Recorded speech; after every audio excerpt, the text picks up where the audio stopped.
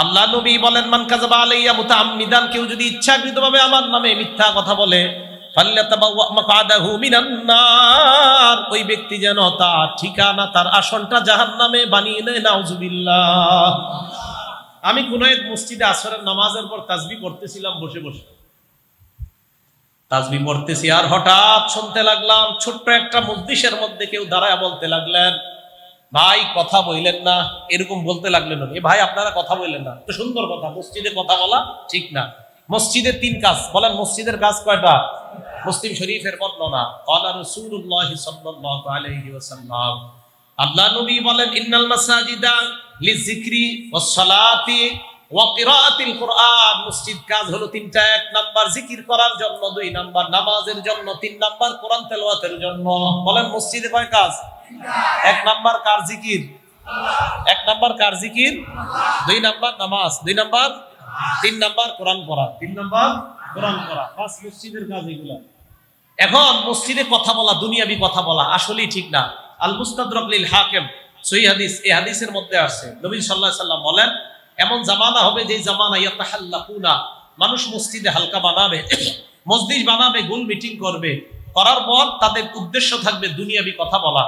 এই দুনিয়াবি কথাগুলা তারা এমন ভাবে বলবে, মা কানা লিল্লাহি ফীহিম হাজা, তাদের ক্ষেত্রে আল্লাহর কোনো প্রয়োজন নাই। তারা যে এইভাবে গোল মিটিং করবে, তো তাদের এই গোল মিটিং গুলার ক্ষেত্রে আল্লাহর কোনো প্রয়োজন নাই। আল্লাহর তাদের কোনো প্রয়োজন নাই যারা মসজিদের মধ্যে দুনিয়াবি কথা বলার জন্য গোল মিটিং করে, যে এদেরকে আল্লাহর কোনো দরকার নাই, এরা কেন গোল মিটিং করো, এরা কেন কথা বলে। তাহলে এই সুন্দর হাদিস আছে। তো আমি তাসবিহ পড়তেছি আসরের নামাজের পর, এক ভাই দাঁড়ায়া বলতে লাগলেন, ভাই কথা বললেন না।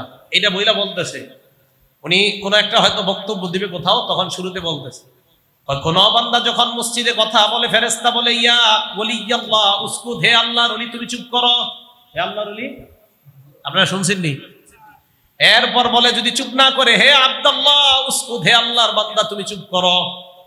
আবার যদি চুপ না করে বলে, ইয়া আদুওয়াল্লাহ উসকুত, হে আল্লাহর দুশমন তুমি চুপ করো। এটা আমি তাসবিহ পড়তেছি আর শুনতেছি। ওই ব্যক্তি বলতেছে আর বলে, আল্লাহ নবী বলছে কেউ যদি মসজিদে কথা বলে, তাহলে ফেরেশতা বলে, হে আল্লাহর ওলি তুমি চুপ করো, হে আল্লাহর বান্দা তুমি চুপ করো, হে আল্লাহর দুশমন তুমি চুপ করো। আর কয় নবী নাকি এই কথাটা বলছে? কোথায় কইছে নবীজি এই কথা? হ্যাঁ, মসজিদে কথা বলা ঠিক না, কিন্তু এই কথা যে নবীজি বলছে, ফেরেশতারা এটা কয়, এটা কোন জায়গায় আছে? এটা নবীর নামে মিথ্যা কথা। বলেন এটা নবীজির নামে কি কথা? না, এটা নবীর নামে মিথ্যা কথা, এটা নবীজি বলে নাই। রাসূল সাল্লাল্লাহু আলাইহি সাল্লাম বলেন, আমি যা বলি নাই তা যদি কেউ বলে, সেদিনও তার ঠিকানা জাহান্নাম বানিয়ে নেয়। এই জন্য রাসূল সাল্লাল্লাহু আলাইহি সাল্লামের নামে মিথ্যা কথা বলা যাবে না। বুখারীর হাদিসে রাসূল বলেন, 1291 থেকে 97 নম্বর হাদিসের বর্ণনা, নবীজি বলেন, ইন্না কাযিবান আলাইয়া লাইসা কাযিবিন আলা আহাদিন, তোমাদের কারো উপর মিথ্যা অপবাদ দেওয়া আর আমার উপর মিথ্যা অপবাদ দেওয়া এক কথা না। তোমাদের কারো নামে মিথ্যা বলা এটা অপরাধ, আমার নামে মিথ্যা বলা এটা ভয়ঙ্কর অপরাধ। তাহলে নবীর নামে মিথ্যা বলা এটা বড় অপরাধ।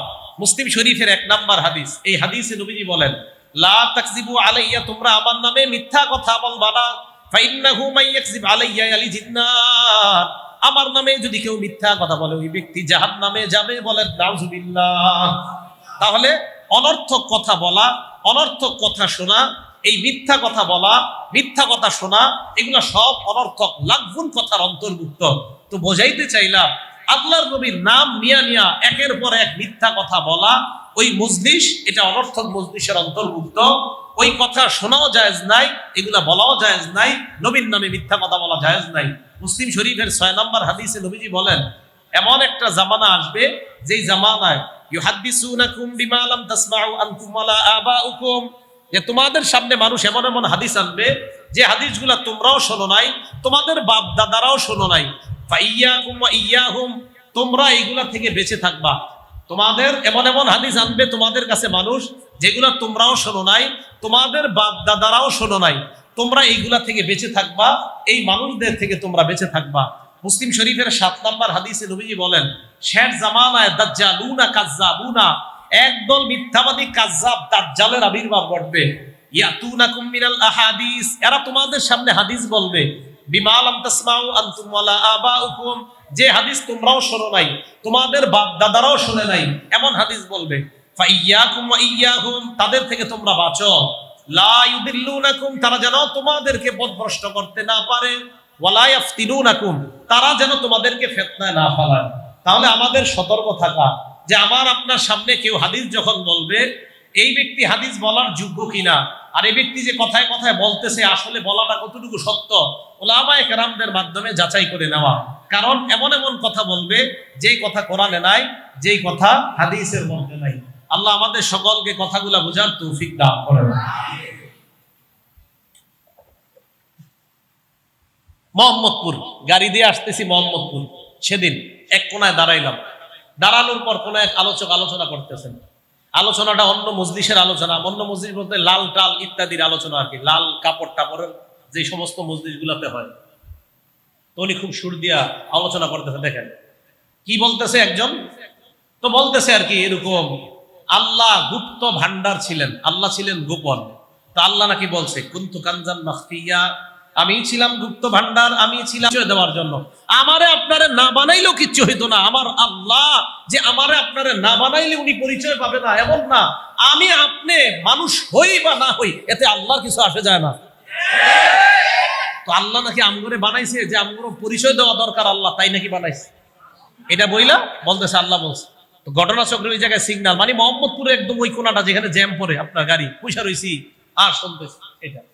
তো বলতে বলতে আরেকটা বললো কি, জান্নাতীরা জান্নাতের মধ্যে পেরেশান থাকবে। আমি কেন বলতেছি এটি আপনারাও শুনেন, শুনে কান্দেন, চোখের পানিও ছাড়েন।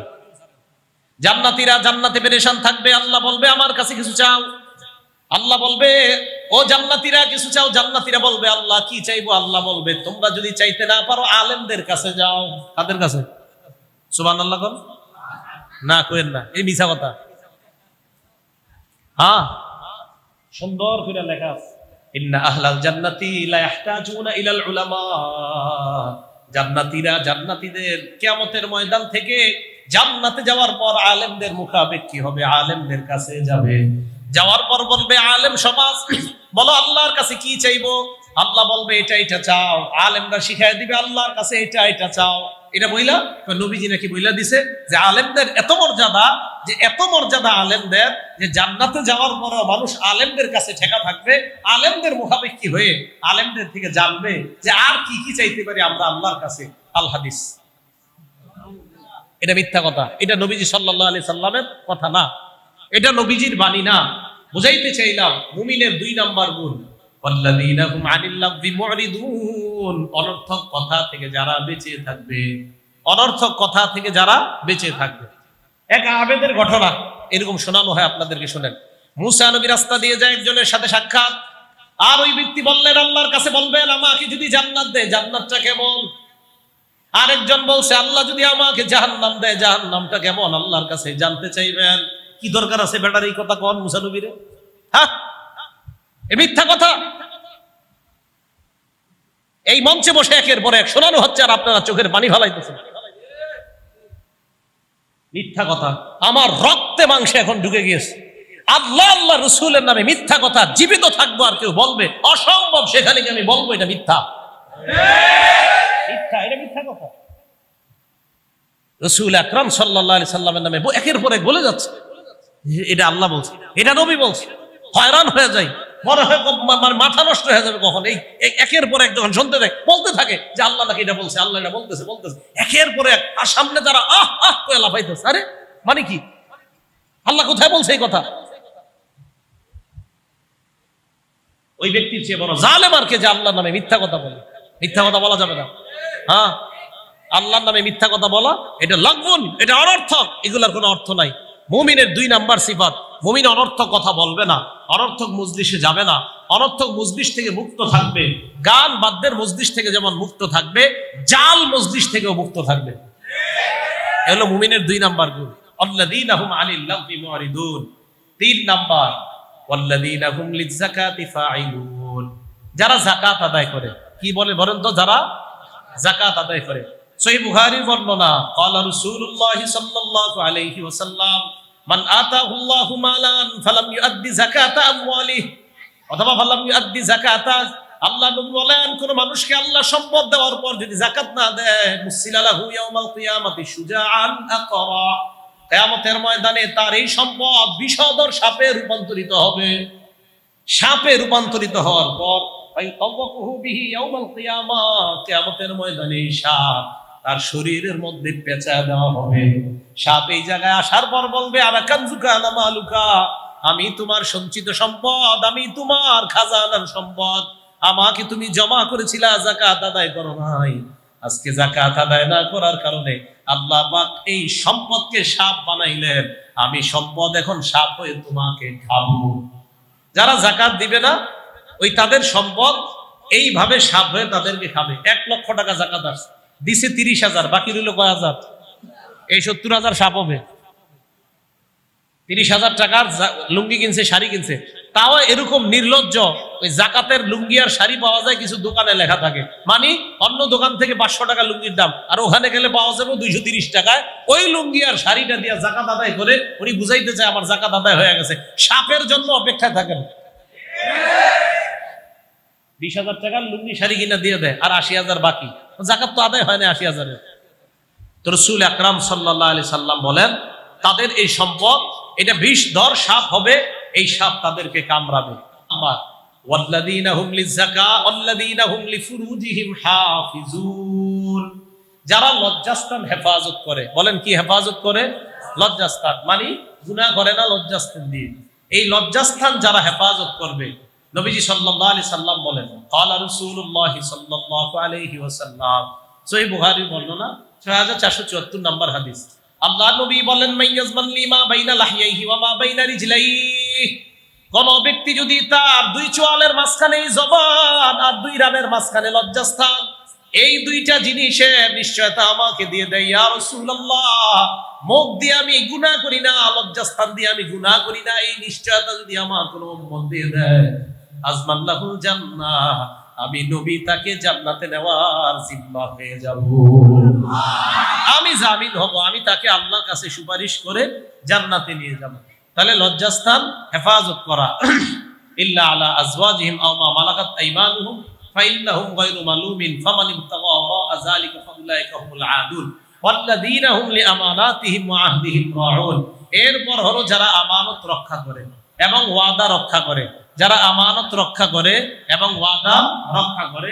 এরপরে ওয়াল্লাযীনা হুম লিআমানাতিহিম ওয়া আহদিহিম রাউন ওয়াল্লাযীনা হুম আলা সালাওয়াতিহিম ইউহাফিজুন, যারা নামাজগুলা যত্ন সহকারে আদায় করে, 5 ওয়াক্ত নামাজ খুব যত্ন সহকারে আদায় করে। রাসূল আকরাম সাল্লাল্লাহু আলাইহি সাল্লাম সাহাবাদেরকে বলেন, আরাআইতুম লাউ আন্না নাহরান বিবাবি আহাদিকুম ইয়াগতাসিলু ফীহি কুল্লা ইয়াউমিন 5 মাররাত, তোমাদের কেউ কি মনে করো যার ঘরের সামনে একটা পুকুর আছে, ওই পুকুরে কোনো ব্যক্তি দৈনিক 5 বার গোসল করে, হাল ইয়াবকা মিন দারনিহি শাইউন, তার শরীরে কি কোনো নাপাক থাকবে, কোনো ময়লা থাকবে? সাহাবারা বললেন, লা ইয়াবকা মিন দারনিহি শাইউন ইয়া রাসূলুল্লাহ, তার শরীরের মধ্যে কোনো ময়লা থাকবে না। আল্লাহ নবী বললেন, ফাযালিকা মিসলু সালাওয়াতিল খাম, এইভাবে 5 ওয়াক্ত নামাজ ইয়ামহুল্লাহু বিহিন্নাল খাতায়া, এই 5 ওয়াক্ত নামাজের কারণে আল্লাহ পাক রব্বুল আলামিন তার গুনাহগুলো মুছে দেয়, পুরো মুছে দেয়। 5 বার গোসল করলে যেমন আপনার শরীর থেকে ময়লাগুলা ঝরে পড়ে যায়, এমনি ভাবে 5 ওয়াক্ত সালাত আদায় করলে আল্লাহ পাক রব্বুল আলামিন তার জিন্দেগীর গুনাহগুলা ঝরে ধুয়ে মুছে সাফ করে দেন। তো নামাজের আগে আপনারা ওযু করেন, ওযু করতে যখন যান, আপনার তিরমিজি শরীফের 1, 2, 3 নাম্বার হাদিস, একদম পৃষ্ঠা খুললেই শুরুতে যে হাদিসগুলো পাওয়া যায়, ক্বালা রাসূলুল্লাহ সাল্লাল্লাহু আলাইহি ওয়াসাল্লাম, আল্লাহ নবী বলেন, লা তুকবালু সালাতুন বিগাইরি তুহুরিন, পবিত্রতা অর্জন ছাড়া নামাজ কবুল হবে না।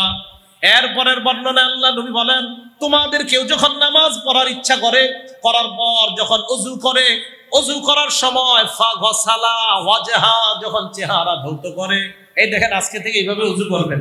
আপনি ওযু করার সময় চেহারা ধৌত করলেন, আল্লাহ নবী বলেন চেহারা ধৌত করার সাথে সাথে, চেহারা ধৌত করার সাথে সাথে কি হয়, খরাজাত মিন ওয়াজহিহি কুল্লু খাতিআতিন নাযারা ইলাইহা বিআইনাই, এই 2 চোখ দিয়ে যত গুনাহ করছে, মাল মা আও মা আখিরি কতরিল মা, পানির শেষ ফোঁটার সাথে তার এই চোখের গুনাহগুলা ঝরে পড়বে। এরপর যখন সুম্মা গসলা ইয়াদাই, হাত ধৌত করে করার পর, খরাজা বিন ইয়াদাইহি কুল্লু খাতিআতিন বাতাশাত হায়াদা, 2 হাত যত গুনাহ করছে, হাতের পানির শেষ ফোঁটার সাথে গুনাহগুলা ঝরে পড়ে যায়। ওয়াল্লাযীনা হুম আলা সালাওয়াতিহিম ইউহাফিজুন, যারা নামাজের প্রতি যত্নবান, এরপরে আল্লাহ পাক রব্বুল আলামিন এই গুণের আলোচনা করার পর বলেন উলাইকা হুমুল ওয়ারিসুন, তারাই হলো ওয়ারিস, উত্তরাধিকার। কিসের? উলাইকা হুমুল ওয়ারিসুন আল্লাযীনা ইয়ারিসুনাল ফিরদাউস, যারা জান্নাতুল ফেরদাউসের উত্তরাধিকার হবে। তো তারা হলো উত্তরাধিকার। তাহলে যারা যাকাত আদায় করে, যারা সালাত আদায় করে, খুশুর সাথে যারা নামাজ পড়ে, অনর্থক কথাবার্তা বলা থেকে, অনর্থক কথাবার্তা শোনা থেকে, মজলিস থেকে, গানের মজলিস থেকে যারা নিজেদেরকে বাঁচিয়ে রাখে। এর মধ্যে আরেকটা বিষয়, আপনারা যারা মোবাইলে রাতের বেলা কথা বলেন একটা মেয়ের সাথে, যে মেয়ের সাথে আন্দাজি কথা বলেন, এগুলো অনর্থক কথা, অবৈধ কথা। সহিহ বুখারী ৬৬১২৬৬১২ নম্বর হাদিসের বর্ণনা। রাসূল আকরাম সাল্লাল্লাহু আলাইহি সাল্লাম বলেন ইন্নাল্লাহা কাতাবা আলা ইবনি আদম হাজ্জাহু মিনাজ জিনা আদরাকা যালিকা লা মুহালা। আল্লাহ পাক রব্বুল আলামিন আদম সন্তানকে জিনার পরীক্ষা করবে, যেই পরীক্ষার সম্মুখীন সকলের হওয়া লাগবে। আলেম বলেন সাধারণ জনগণ সবাই পরীক্ষায় যাইতেই হবে। হ্যাঁ, পরীক্ষায় পাশ কারা? নবী সাল্লাল্লাহু আলাইহি সাল্লাম বলেন শোনো, ফাজিনাল লিসান আল মান্তিক, মুখের জিনা হলো মুখ দিয়ে কারোর সাথে কথা বলা। যেই মেয়ের সাথে দেখা দেওয়া হারাম, তার সাথে সরাসরি অবৈধভাবে কথা বলা হারাম। যেই মেয়ের সাথে দেখা দেওয়া হারাম, ফোনে তার সাথে অপ্রয়োজনীয় কথা বলা হারাম। যেই মেয়ের সাথে দেখা দেওয়া হারাম, সরাসরি তার সাথে অপ্রয়োজনীয় কথা বলা হারাম। যেই মেয়ের সাথে দেখা দেওয়া হারাম, মোবাইলে তার সাথে অপ্রয়োজনীয় কথা বলা হারাম। তাহলে সরাসরিও হারাম, মোবাইলেও হারাম। মোবাইলে যখন আপনি বলছেন, আপনার কানের জিনা হচ্ছে, আপনার জবানের জিনা হচ্ছে। রাসূল আকরাম সাল্লাল্লাহু আলাইহি সাল্লাম বলেন ফাজিনাল লিসান আল মান্তিক, মুখের জিনা হলো কথা বলা। তাহলে এই কথা বলাটা, এটা যদি অনর্থক হয়, অপ্রয়োজনীয় হয়, এটা জিনার অন্তর্ভুক্ত হয়ে যাবে। ঈমানদারের দ্বিতীয় গুণ ওয়াল্লাযীনা হুম আনিল লাগবি মুরিদুন, অনর্থক কথা কর্ম থেকে ঈমানদার বাঁচতে হবে। রাসূল বলেন ওয়াজিনাল ইয়াদ আল বাতশ, হাতের জিনা হলো স্পর্শ করা। এই হাদিসের ব্যাখ্যায় মুহাদ্দিসিন ইকরাম লিখছেন কানের জিনা হলো অবৈধ কথা শোনা, নাকের জিনা হলো যেই নারীর সাথে দেখা দেওয়া হারাম, ইচ্ছাকৃতভাবে তার শরীরে ঘ্রাণ নেওয়া, এটা নাকের জিনা। পায়ের জিনা তার দিকে হেঁটে যাওয়া, হাতের জিনা তাকে স্পর্শ করা। নবীজি বলেন অল কলব ওয়ান নাফসু তামান্না ওয়া তাশতাহি, একটা নারীর সাথে কথা বলে রাতের বেলা যখন তাকে আপনি কল্পনা করলেন, এটা আপনার দিলের জিনা, এটা অন্তরের জিনা। ফাইনালি অল ফারজু ইউসাদ্দিকুহু আও ইউকাযিবুহু, এক পর্যায়ে বাস্তবিক জিনা শয়তান আপনাকে করায়া দিতেও পারে। বলেন নাউজুবিল্লাহ।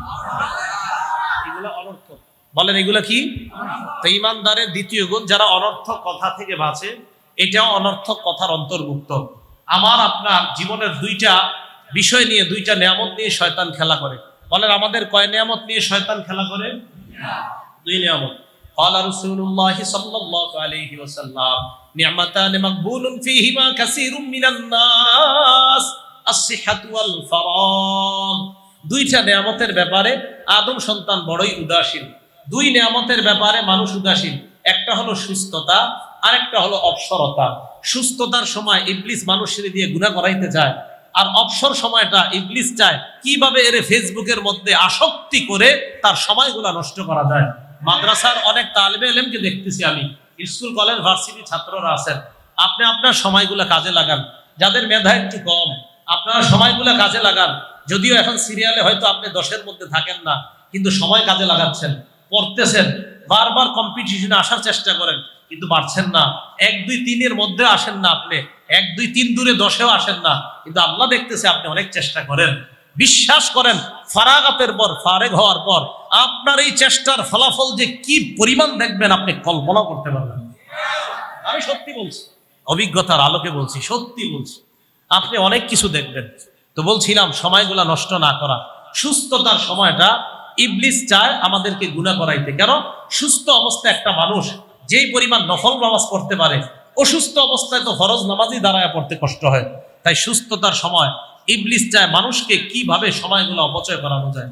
আপনি রওনা করলেন গাবতলী, বাসে বসে আছেন, যেখানে আপনার মাত্র 20 মিনিটের রাস্তা এখান থেকে গাবতলী, বাসে 20 মিনিটও না, যদি জ্যাম না থাকে 15 মিনিট। এখন আপনি বাসে বৈশা প্রায় 1-1.5-2 ঘন্টা বাস। তখন চিন্তা করলেন কি করা যায়? ও আচ্ছা, মোবাইলটা বাইর করি, ফেসবুকটা দেখি। এটাই কিন্তু বর্তমানে, হ্যাঁ, সবাই মোবাইলটা বের করি, ফেসবুক দেখি। আমি বলছি তো আপনি আমার বয়ানও দেখা দরকার নাই, আপনি জিকির করেন। কারণ ওইটা দেখতে গিয়ে আপনি আরো গুনাহ করবেন। আমি বলছি না যে বয়ান শুনেন না, বয়ান শোনেন, ভালো ভালো জিনিস, বয়ান শোনেন, সমস্যা নেই। কিন্তু এটা দেখতে গিয়ে অনেকে যদি গুনাহ করে ফেলেন, যে ঠিক আছে একটু বয়ানটা দেখি, আচ্ছা নিচে আবার কি জানি ওটা একটু দেখি, তো এটা গুনাহ। ভাই হাসার জন্য বলছি না, আসলে গুনাহ। তো এই সময়গুলো আপনারা জিকিরে কাজে লাগান। রাসূল আকরাম সাল্লাল্লাহু আলাইহি সাল্লাম মুসনাদ আহমদের একটা হাদিস আমি আপনাদেরকে শোনাই, যে কেমন যেন নবীজি আমাদেরকে বলতেছে, উম্মত শোনো, ইস্তাকসিরু মিনাল বাকিয়াতিস সলিহাত, ওই কাজগুলা বেশি করো যেই কাজ অবশিষ্ট থাকবে। মুসনাদ আহমদ 7331 নাম্বার, 11731 নাম্বার হাদিসের বর্ণনা। নবীজি বলেন, ইস্তাকসিরু মিনাল বাকিয়াতিস সলিহাত, ওই আমল বেশি করো যে আমল বাকি থাকবে। সাহাবারা কয়, হুজুর এটা আবার কি? নবীজি কয়, তাকবীর আল্লাহু আকবার, আত-তাহলিল লা ইলাহা ইল্লাল্লাহ, আত-তাহমিদ আলহামদুলিল্লাহ, আত-তাসবিহ সুবহানাল্লাহ, লা হাওলা ওয়ালা কুওয়াতা ইল্লা বিল্লাহ। আল্লাহ নবী কয়, এইগুলা বেশি পড়ো, এইগুলাই তোমার অবশিষ্ট আমল।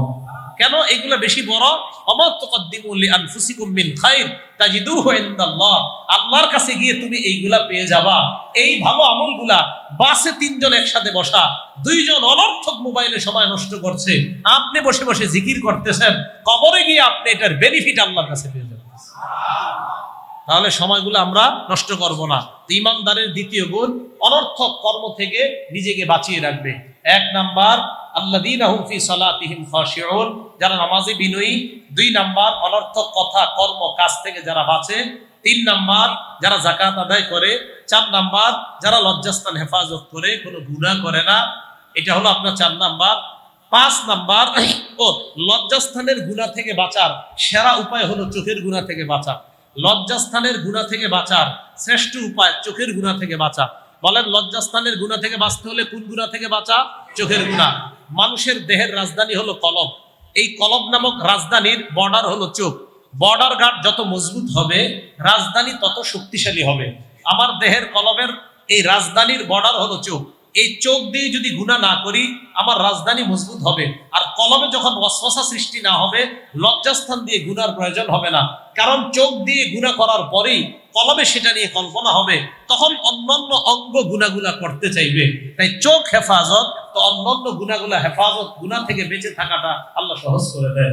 এই জন্য সহিহ বুখারী 2462 নাম্বার হাদিসে আসছে, রাসূল আকরাম সাল্লাল্লাহু আলাইহি সাল্লাম বলেন, ইয়াকুমুল জুলুস আলা তুরুকাত, এ আমার উম্মত সাহাবারা, রাস্তাঘাটে বৈঠক করা থেকে বাঁচো, আড্ডা দেওয়া থেকে বাঁচো।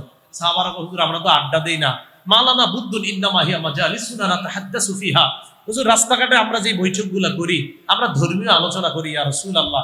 নবীজি বললেন, ফাইন আবাইতুম ইল্লাল মাজালিস, যদি বসতেই হয় ফাআতুত তরিকা হাক্কা, রাস্তার 5টা হক আদায় করবা। তাহলে হাদিস থেকে জানতেছি রাস্তার হক কয়টা? 5টা।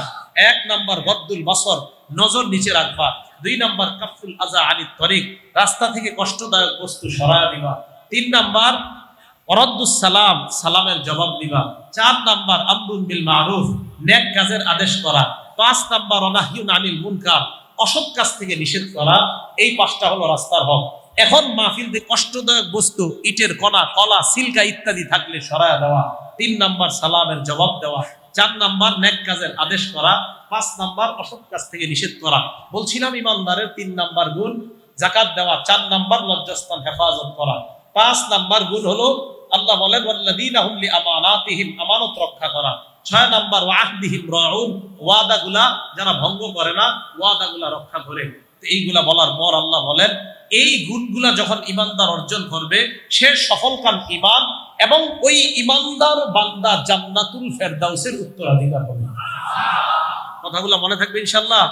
তাহলে আমরা নামাজ যেইভাবে পড়ি, এটা কি ঝগড়ার জন্য না জানার জন্য না আমলের জন্য? আমলের জন্য। তাহলে আমরা আমল করি এইভাবে, কারোর সাথে ঝগড়া না। আমরা যেইভাবে আমলটা করি, আমাদের আমলটাও সুন্নাহ পদ্ধতি। অন্যদেরটা সুন্নাহ পদ্ধতি না এমনও বলছি না আমরা, আমাদেরটাও সুন্নাহ পদ্ধতি। বরং আমি প্রমাণ করেছি আপনার, যে আমি এমন এমন কিছু পদ্ধতি দেখিয়েছি, যেই পদ্ধতিতে রাসূলের একাধিক সুন্নাহ, একাধিক হাদিসের উপর আমল হয়। আল্লাহ পাক রব্বুল আলামিন আমাদের সকলকে এই মাদ্রাসার যে মাহফিলটা, এই মাহফিলকে আল্লাহ কবুল করেন, আমাদেরকে আল্লাহ কবুল করেন। আপনাদের সাথে যেন আবার জান্নাতে দেখা করতে পারি, আল্লাহ তৌফিক দান করেন। আর এলাকার ইমাম যারা আছেন, তাদের প্রতি আমার আবদার, খতিব সাহেবদের প্রতি আমার আবদার, আপনারা এলাকার খতিব সাহেব, ইমামরা সবার মাঝে ইত্তেহাদ, মহাব্বত একটু বাড়ান। সবার মাঝে মহাব্বত বাড়িয়ে আপসের মধ্যে মাঝে মাঝে আপনারা একটু বসেন, একটু চা খান, বৈশা আপনারা আলোচনা করেন। কোরআন সুন্নাহর ব্যাপক প্রচার প্রসার এলাকায় আরো বেশি কিভাবে করা যায়, এরকম আলোচনা। আমি তো এইভাবে বলি, আপনাদের 10 জন খতিবের মধ্যে হয়তো একজনের ইলমি যোগ্যতা একটু কম, বাকি 9 জন তাকে সহায়তা করেন, বাকি 9 জন তাকে সহযোগিতা করেন, যে আমাদের ওই ভাইটাও কিভাবে মসজিদে আরো সুন্দর কথা বলতে পারে। আপনারা ফ্রেন্ডলি বন্ধুদের মতো একজন আরেকজনকে সহযোগিতা করেন। আলহামদুলিল্লাহ বিভিন্ন জায়গায় কাজ শুরু হয়েছে, ব্যাপক কাজ হচ্ছে। আল্লাহ আমাদের সকলকে মসজিদ কেন্দ্রিক, মাদ্রাসা কেন্দ্রিক, কোরআন সুন্নাহর মার্কাজ হিসাবে এইগুলাকে রেখে যেন আমরা ইসলামের পথে চলতে পারি, আল্লাহ তৌফিক দান করেন।